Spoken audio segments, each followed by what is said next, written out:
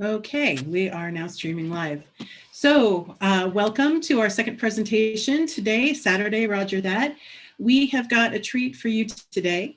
Brother Bob Macke is curator of the Vatican Meteorite Collection at the Vatican Observatory. He studies meteorite physical properties and has traveled to museums and university collections around the world to create an extensive database of meteorite density and porosity for more than 1,800 specimens. In his spare time, he creates miniature models using some of that 3D technology, 3D printing. He dabbles in science fiction, and he writes for the Vatican Observatory Foundation's blog, Sacred Space Astronomy, which is fantastic, and I recommend that. He does have a little bit of a Midwest connection.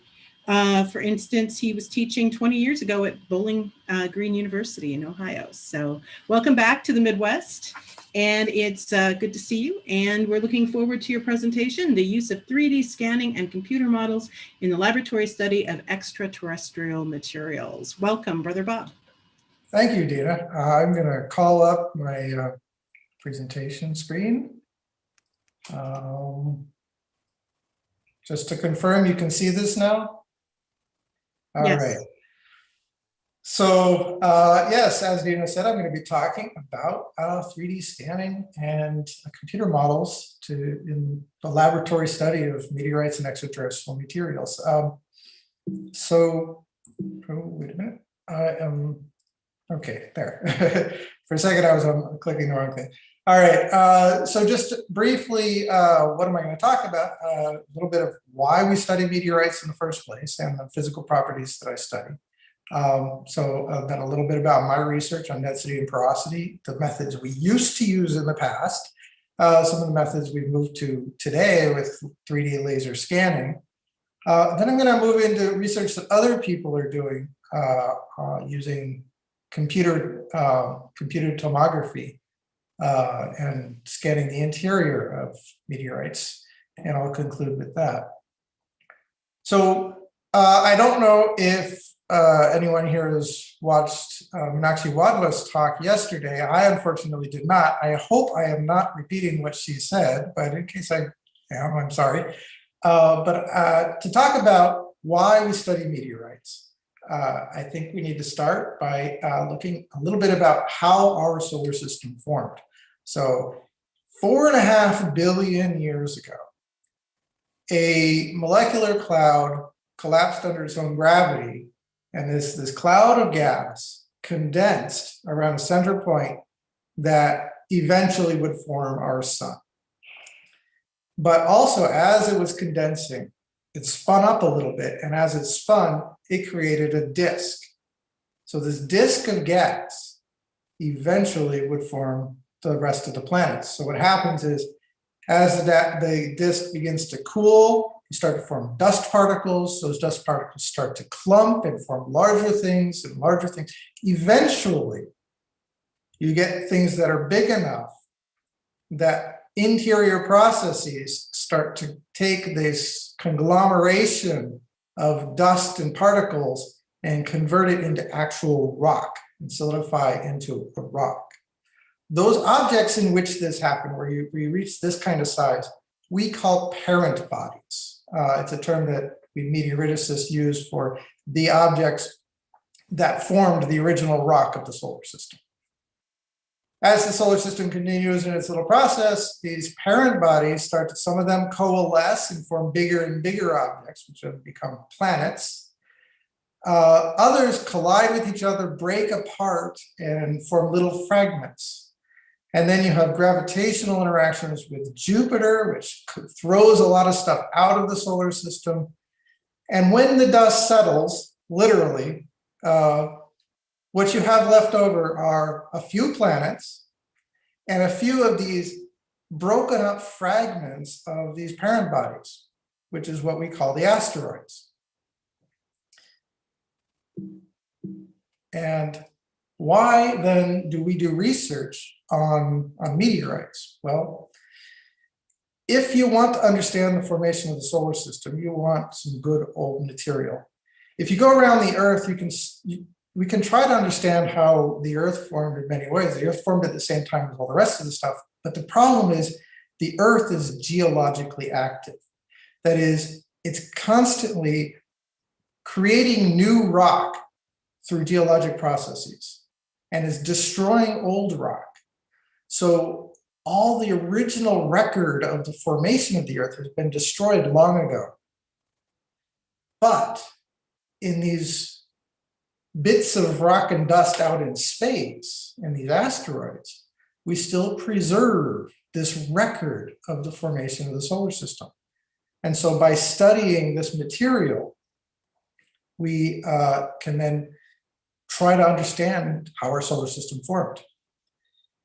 So many of the meteorites come from these asteroids, the remnants of asteroids that find their way to the Earth, just floating around in space. Some of them arrive to the Earth and fall to the Earth. So here's a picture of the fireball over Chelyabinsk in 2013.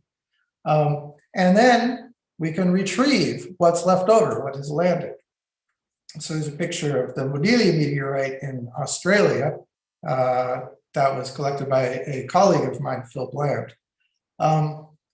And by the way, sometimes we actually observe the fall and we can go collect the meteorite right away within months or even just a couple of years.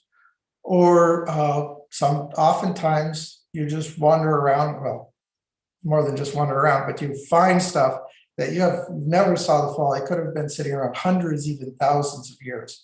So we find both meteorites in both ways.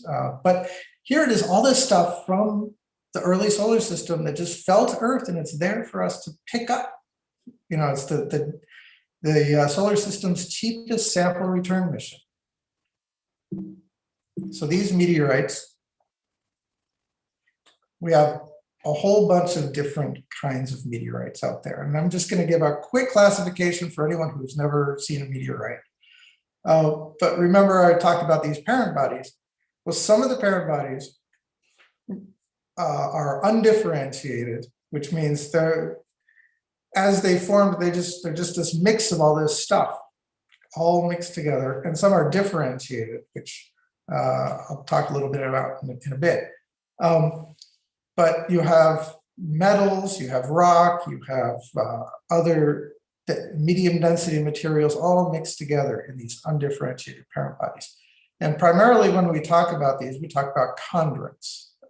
There are carbonaceous chondrites, ordinary chondrites, which is the most common type, and enstatite chondrites. And these all formed in about the same way, but in probably different parts of this disk of gas. And they're characterized, one of the notable features about them are these silicate melt droplets, so rocky spherules that are called chondrules, and hence the name chondrite. But also in the carbonaceous chondrites, which are the least reprocessed of these kinds of meteorites, we sometimes see these lighter inclusions, what are called calcium aluminum rich inclusions. And these are some of the very first material that condensed out of this solar nebula. So the first material to solidify. And so it's from this that we can do radioactive dating and get a precise date for the age of the solar system of 4.568 billion years.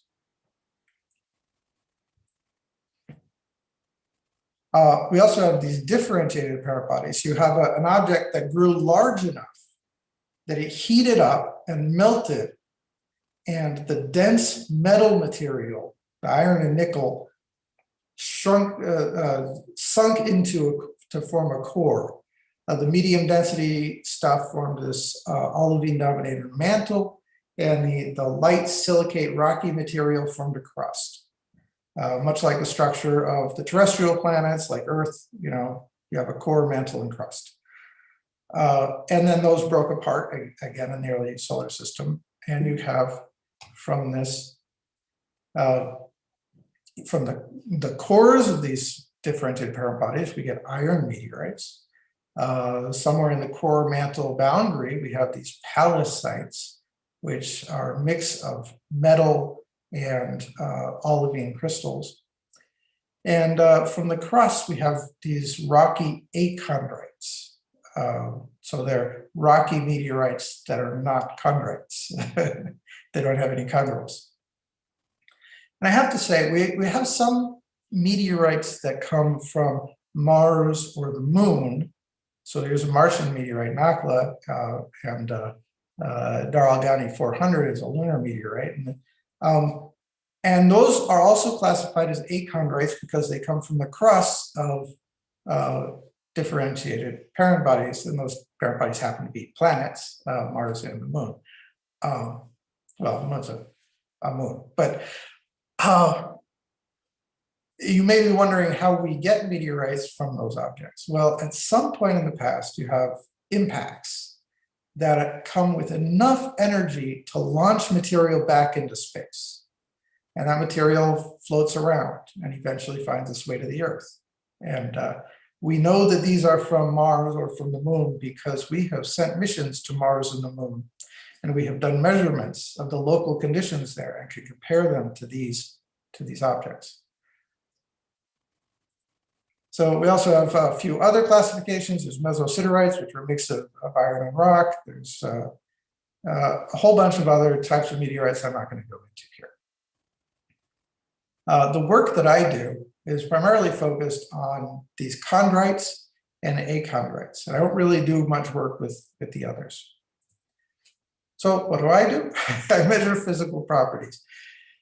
And density, porosity, magnetic susceptibility, which is how strong a magnet, how strong the meteorite responds when you put it in a magnetic field, and thermal properties, heat capacity, thermal conductivity, things like that. These are basic physical properties. There have not been a lot of studies on this, but they're very important when you create models of asteroid formation and behavior.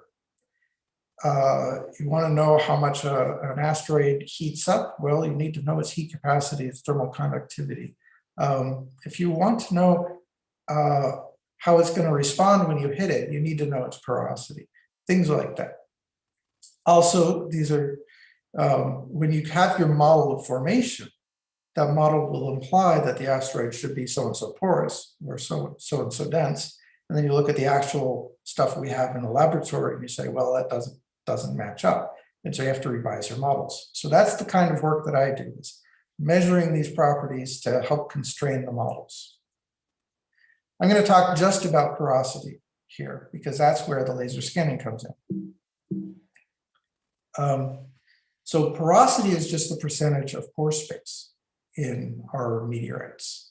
So if you see this diagram here, your meteorite, it's especially the chondrites, you have chondrules and inclusions and a few other bits that are held together in amidst a matrix of micron-sized dust grains, all kind of like a little concrete. But there's a bunch of empty space in between all these grains. And so that's pore space, and we want to know how much of it there is. And that's sort of the yellow bit in between the blue bits in this diagram is pore space. So we separate out two types of volume that we want to measure. There's the volume that's enclosed just by the whole envelope of the meteorite. That's the yellow part there. We call that bulk volume. And then there's the volume of just the solid matter, like the blue part, the blue diagram below there. And that we call the grain volume. And by comparing the bulk volume and the grain volume and seeing the difference between the two, we can calculate how much porosity there is. And because we're physicists and we like to use intrinsic properties rather than extrinsic properties, we express this in terms of density rather than volume. Volume, you cut the volume in half, you change the volume. But if you cut the rock in half, the density does not change. And so we like to use things that don't change when you cut it in half. Okay, what we to measure the grain volume, we do ideal gas picnometry. There you have a chamber with two chambers with no volume. And we put the meteorite in one of those chambers. Then we fill it with gas. The little dial down there is like a pressure meter. So we fill it with gas. We normally use nitrogen today. We used to use helium. And so it gets pressurized. Then we open a valve, and then that gas is going to expand into the second volume. And as the volume expands, the ideal gas law says that the pressure has to drop in a very particular way. And so we have a new pressure. We measure the initial pressure and we measure the final pressure, and we can compare the two and calculate the volume that is displaced by this meteorite. But because the gas penetrates all the interior pore space, what we've measured is the grain volume, the volume of the blue part of this meteorite. And don't worry about the equation. I just throw it in because I like to be complete. So this is the actual pycnometer we use. The one on the left is a commercial pycnometer manufactured by the Quantachrome company.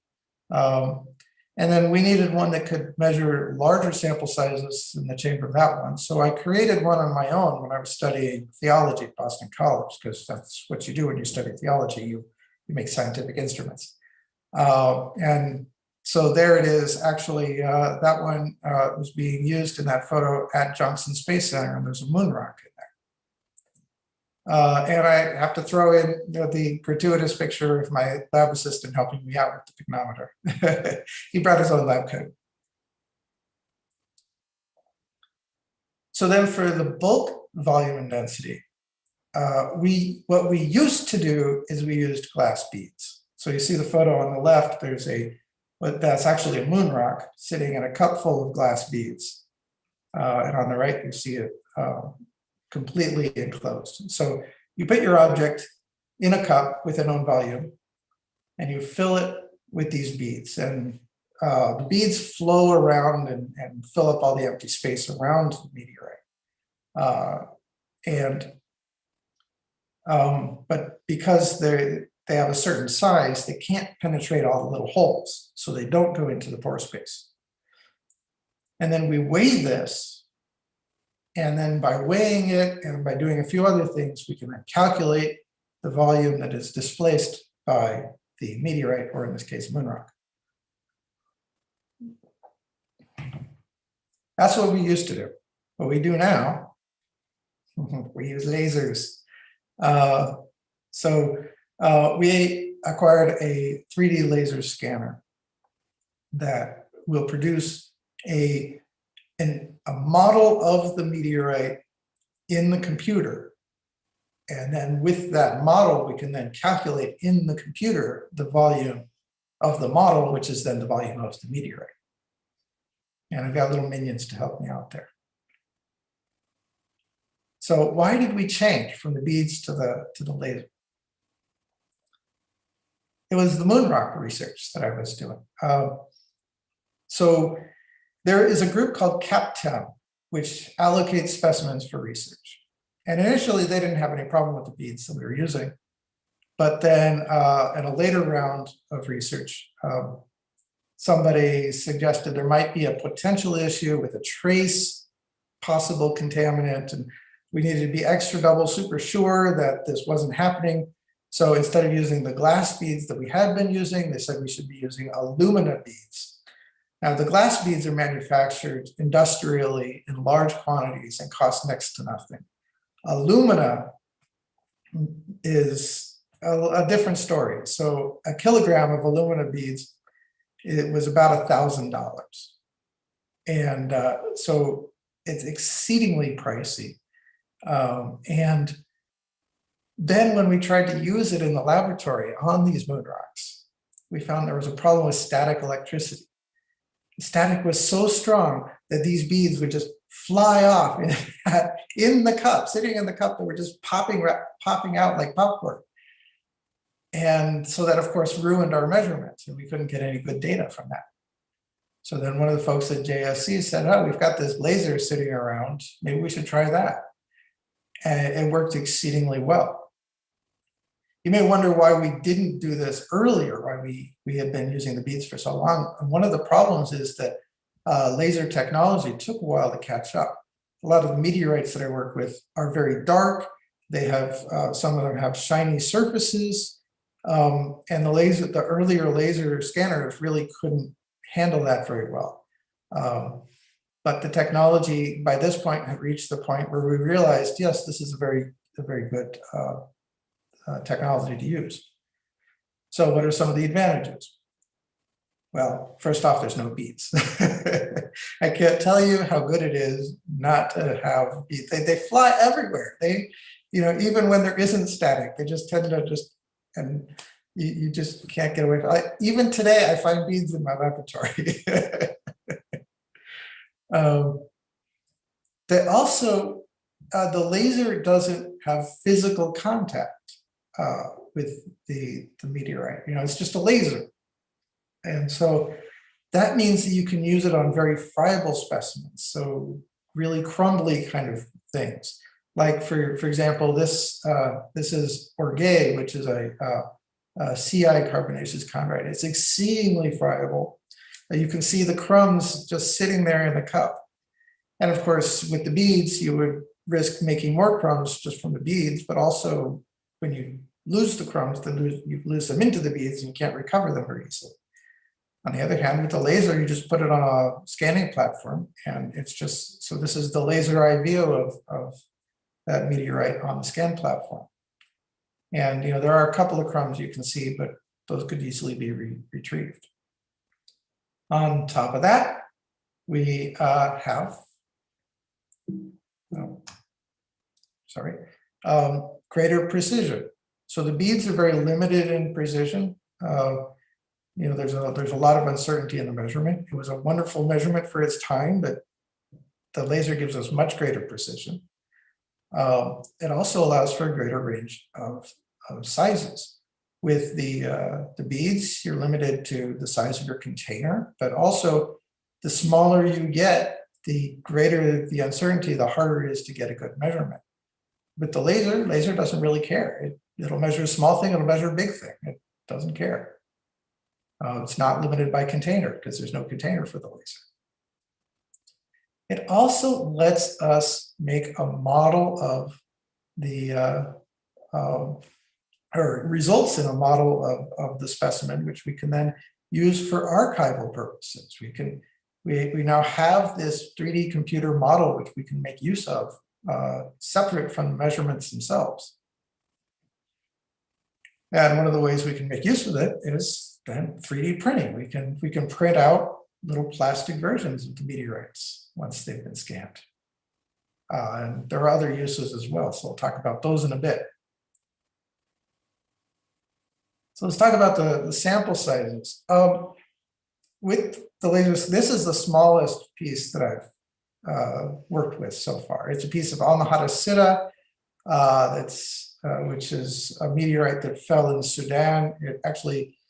The asteroid from which it came was observed a few hours before it arrived in the atmosphere. So it was the first meteorite recovered from an observed asteroid.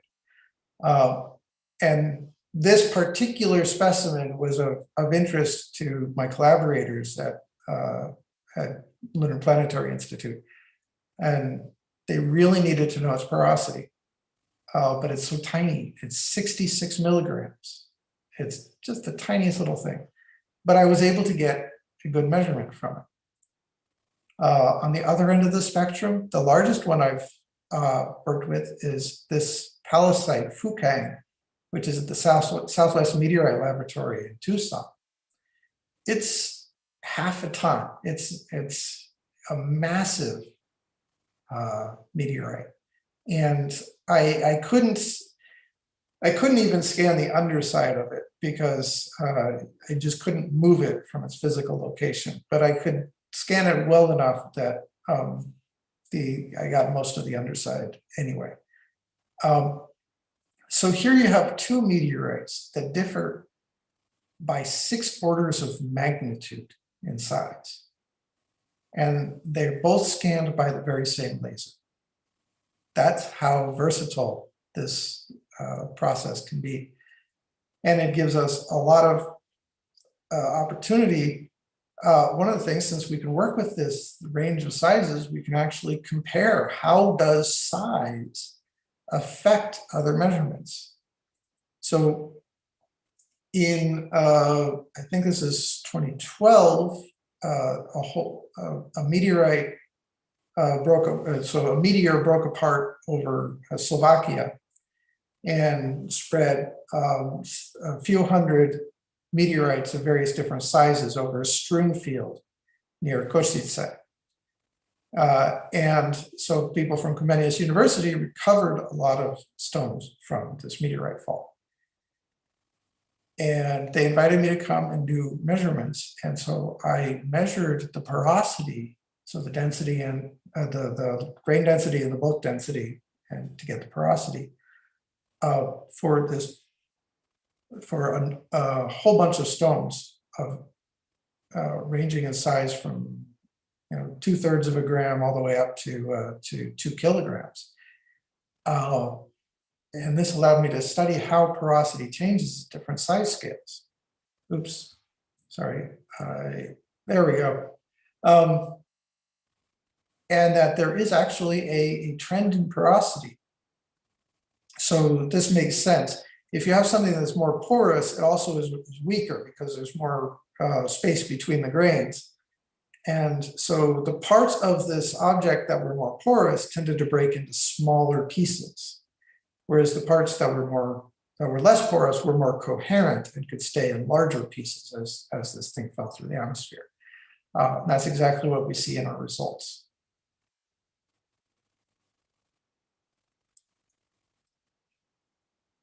So once you've made a laser scan, you can also do computer graphics. You can also, so one of the things is you have an archive in your computer.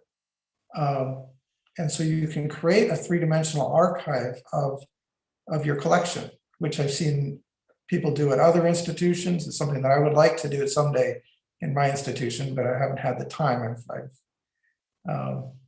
But that means that other people can then come from outside and view your collection remotely in virtual space.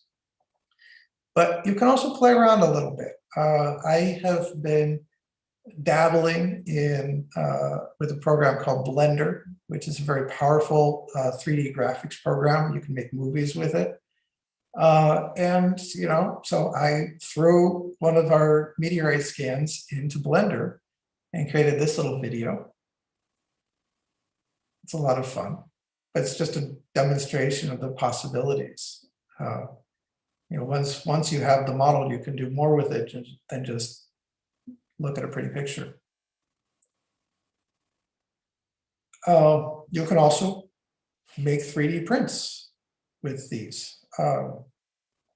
So here are just a few examples of some meteorites that I've printed.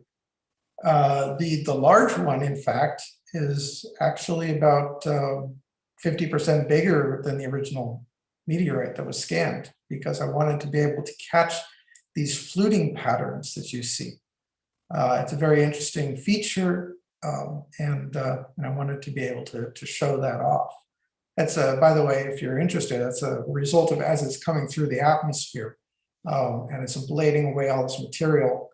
This one happened to maintain one orientation as it was coming through, and that the flow patterns of this stuff flying off created this fluting. It's a wonderful example of that kind of thing. Also, you don't have to leave them in raw plastic form. You can then paint them as well.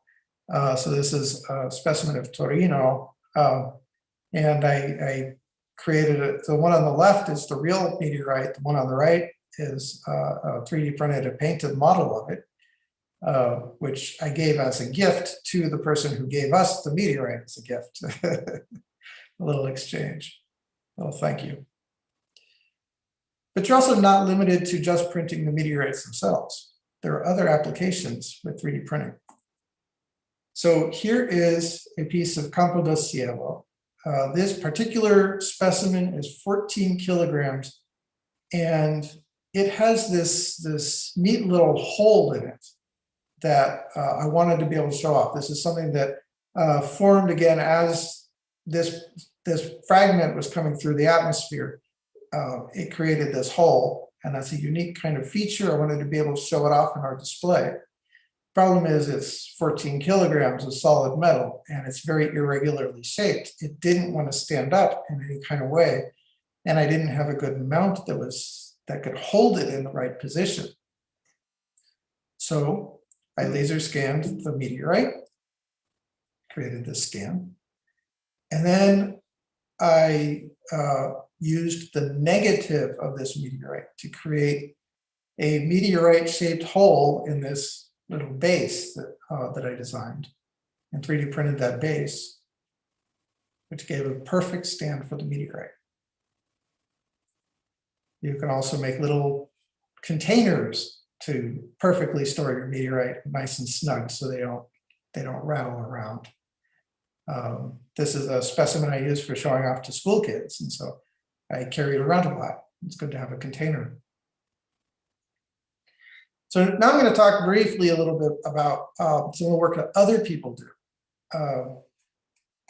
So using what's called computed microtomography. So here's a YouTube video of a specimen of the meteorite Dingle-Dell. And what you're seeing are computer tomography scans, basically CAT scans, layer by layer. So this is progressing through the interior of the thing. The light spots are dense material, the dark spots are less dense material. And so you can understand the interior of it. And I'll show you another example here. This is a lunar meteorite from the University of Manchester. And let me make sure, I'm gonna increase the speed here because it's a 2-minute, oops, let's do that again. No, that's not what I wanted to do. But again, we're proceeding layer by layer through this thing. And you can see cracks in it. You can see other features. And in a moment, as it rotates around, they can take a look at this and isolate different inclusions based on their densities and create a map in 3-dimensional space of those inclusions. And I'm not sure exactly what inclusion it is they're mapping here, but you have 2 of them. There's the white ones and the red ones. And you can see how they relate to each other, how they relate in space. And you can do all this without cutting open the meteorite. And this is a way of studying the thing. And it's also a way of planning your study. So you have a good scan, you see where the interesting things are. You can then plan, okay, I'm going to cut into that thing, or I'm going to cut around that thing, or whatever. You have many options.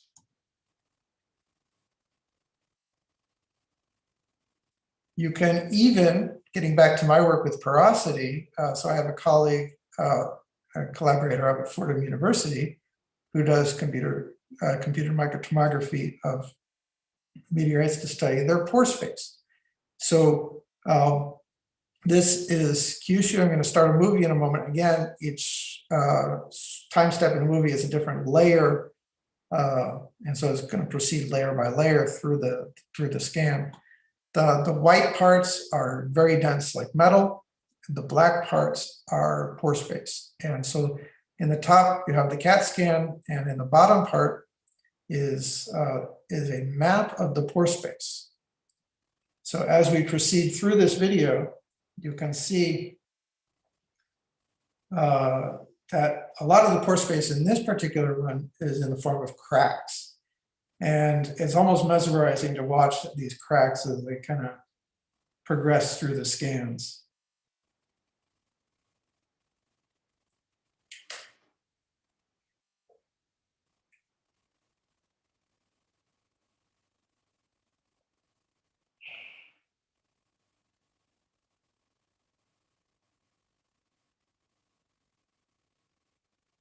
And once you have a complete scan, you can then put that map of pore space into 3-dimensional space and view it.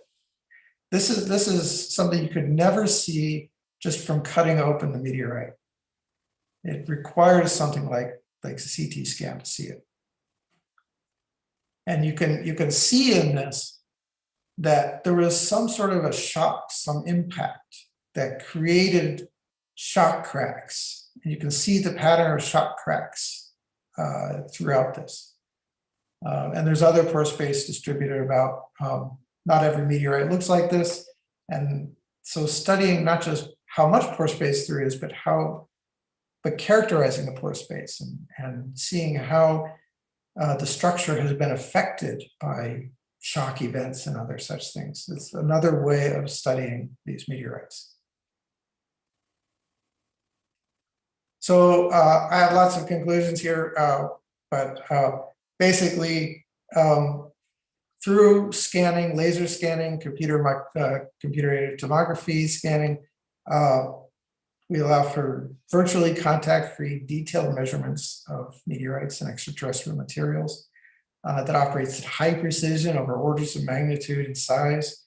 And in the end, we don't just have a number, but we have a model. We have something we can work with. We can visualize. We can do graphics. We can do 3D printing. We can do whatever you can imagine. Also through microtomography, we can see the interiors of things that will never ever cut open, and study how parts of a meteorite operate and fit together in 3 dimensions. So that is my talk. So thank you very much for your time and attention. And I will now stop the sharing. Okay. All right. Well, we have gotten a few questions. Yes. Clap, clap, clap, clap, clap. Good job. And so some of the questions that I've gotten, and if you are out there and you have other questions, you can raise your hand. It's the reactions feature at the bottom of your Zoom thing. If you click on that, there's a place where you can raise your hand and lower your hand. One of the questions that I got was, this is from Dave. With the grain volume measurement, does it assume that the gas has a path to all the internal voids? Is it possible that some are sealed off? If so, how is that taken into account? Yes, this does assume that that all the paths are open. And that is actually a question that has come up in more technical fields as well. And the short answer is, with the meteorites that I work with, in particular the chondrites, because of the way these are structured, all of that pore space is interconnected. You don't have sealed voids, at least not of any substantial quantity. So it is an important question. It is, when studying some sorts of materials, I once attempted to measure the grain density of pumice, terrestrial pumice, which is a volcanic rock that is it's got a bunch of bubbles in it. Those bubbles are not all connected. And so in order to get a good grain density, I actually ended up having to grind the thing down to powder. Wow, okay. Next question, this is from John. How does the measurement error of 3D laser compare to the measurement error of the glass beads? It's about an order of magnitude different. It depends a lot on what I'm measuring. So for a typical meteorite that I work with on the order of 30, 40 grams, somewhere there in that range, it's about an order of magnitude in the error.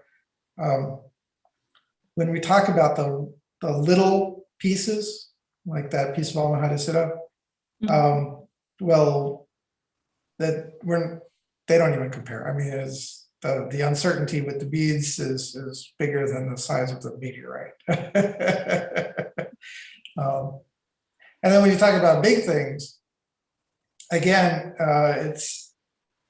we can't really measure with beads at all. So I have no idea what the uncertainty would be for that. Okay. That's fair. If anybody has a follow-up question too, definitely, because how do I put this? I am not the type of person who can come up with the obvious follow-up questions when we're talking about microtomography. All right. Here's a more science fiction related question from one of our audience members. Are you familiar with the science fiction television series, The Expanse? And if so, have you watched any episodes from the 5th season in which meteors play a prominent role in the series? I am familiar with the show. I have not had the chance to see more than the first season. And I've read about 2 or 3 books of the series, but not into that time period. So I unfortunately cannot respond to that question because I don't know what happens. Okay, and we will not do spoiler alerts. I kind of get what this person is suggesting, but a question from me, could you talk about some of your upcoming projects? I know I always ask you about Lucy, so tell us more about Lucy and what's coming up. Okay, Lucy is a mission, a space mission, with a very unusual goal, because its goal is not just to visit one thing or even 2 things. Its goal is to visit 7 things. So it's a mission to the Trojan asteroids. So these are asteroids that are out at the same orbit as Jupiter, but in the Lagrange points, so trailing 60 degrees ahead of the orbit of Jupiter or 60 degrees behind the orbit. And these have, we think, some of the asteroids in this, trapped in this place have record a remnant of the early solar system that is not recorded in the asteroid belt. And so we're hoping that the asteroids we're going to visit will provide more clues, sort of a missing link, hence the name Lucy, to the formation of the solar system and the formation of the asteroids in particular. Yes, I guess it was very much an anthropological question for me to ask you because of that. As a matter of fact, the name Lucy comes from the Australopithecine Lucy. From Lucy, Yeah. but also that name, and also they're related to Lucy in the Sky with Diamonds. Of course, of course. But on the way out, it's going to pass by one of the ordinary asteroid belt asteroids. That's the first object it's going to pass by. And that asteroid is named Donald Johanson, who is the discoverer of the skeleton Lucy. And I wasn't going to ask this question, but you made me think of it. How come there's so many meteorites and other stellar bodies named after Jesuits? Put you on the spot. Because Jesuits do a lot of good science, and we also know people. Because you have one, don't you? What's that? Do you have one? I think you do. I do, yes. Lucky. And the funny thing is, I wasn't even aware when there was an asteroid named after me until I found out about it in a comment on a Facebook post from one of my Facebook friends who also had an asteroid named after her. Okay. And she, in the comment, said, "Oh, and congratulations to my other friends with asteroids." And my name was included. That's very cool. There was a person who raised her hand, but she put it back down again. So if she raises it again, I will call on her. In the meantime, I see that Teresa okay, so she did raise her hand. I'm just not seeing it on my screen. Let me go. It was a physical raise, not a. Okay, I'll see if she's got something there. You should be able to unmute now. Oh, thank you. It's Teresa Castelão, Portuguese. Thank you for your presentation. I think I know a little about the Society of Jesus because I teach history of science, and I cover the 17th century. I know that the astronomers, the expert astronomers of the time, many of them were Jesuits. And so a lot of the names that were given to the craters in the moon are from Jesuits like Christopher Clavius and so forth. But my question was, so I've noticed that yesterday and today, most of the meteorites seem to be falling in the close to the North Pole, like Russia and Slovakia. Is there any particular sort of geological reason for why so many of these meteorites just fall there rather than in Portugal, for instance? Or No, they fall all over the world, more or less distributed evenly. There's no one part of the world that has more than others. There are better places to find meteorites than others. So, for instance, if something falls in a desert, you go out on the sand and hey, there's a rock. Or Antarctica is a wonderful place. There's an annual expedition to Antarctica to collect. They usually collect a few hundred meteorites in each expedition because they just go out on these glaciers, which have sort of swept all the meteorites into one area near the mountains, and they can just walk out there on the ice and pick them up. Whereas if you're in a rainforest or if you're in an area that's very rocky, where the meteorite will blend in with other rocks, it's a lot harder to find them. Okay, thank you. And I'll just jump in too, and because this is something the Vatican Observatory was involved in, there was a documentary called Fireball that was Werner Herzog and I can't think of his co-person's name, but they do a really good job of explaining how these meteorites are falling all over, and they do talk to people at the Vatican Observatory there as well. One more question. We're kind of coming down. I could maybe take one more after this. I have another question. It's a story we're all familiar with. Dinosaurs ruled the Earth until an asteroid sailed out of deep space and smashed into the planet, wiping out roughly 75% of all life at the time. Except it might not have been an asteroid. A new study suggests the object that hit the Earth 65 million years ago could have been a fragment of a comet, torn off as the comet traveled too close to the sun. Any comments? Whether it's an asteroid or a comet, it's a big space rock. So one of the things is, I'm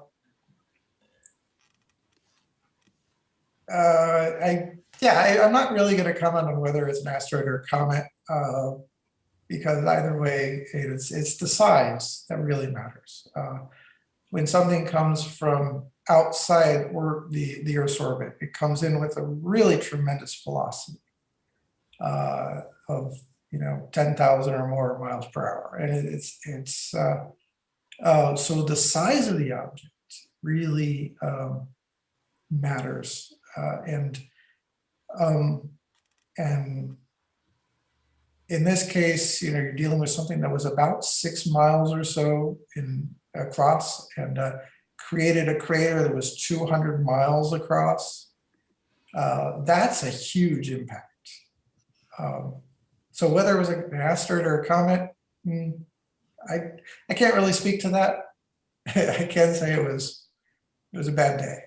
It was definitely. And one last question. The kind of work you do, would there ever be a way to actually do that in space? Could we send a robot out to do the stuff that you're doing?